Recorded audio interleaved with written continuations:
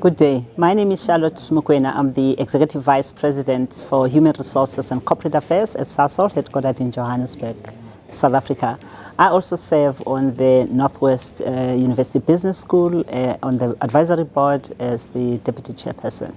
My talk was on leading a multinational organization. And there were three areas that I cover, and the first one is organization and its context, operating context. The second one is the workforce. The third one is leadership and culture.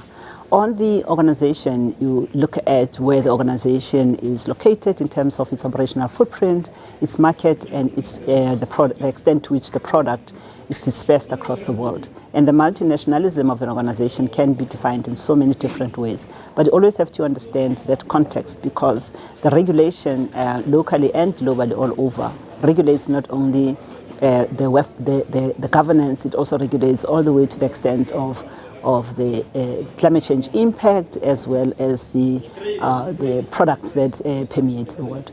The second one is on a workforce. The workforce in terms of multinational is the fact that you have to take cognizance of the different value proposition as well as the culture that you build in an organization. It can be expressed differently in different countries. You also have to take cognizance of the information you collect from the different areas, the different jurisdictions.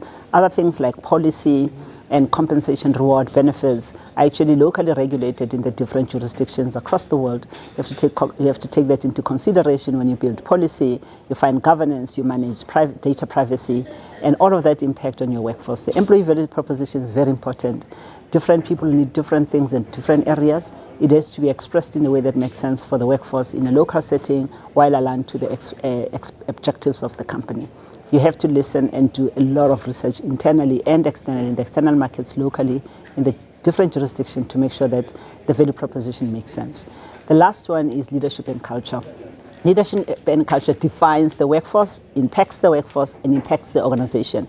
So when you build a leadership capability in the company, make sure that it is for the organizational strategic intent and it's also for the operational success of the company. Most importantly, you build a leadership that enhances the employee value proposition so that you can keep your employees and the leaders can build an environment for the company to succeed internally, for the governance you need, for the product footprint you want.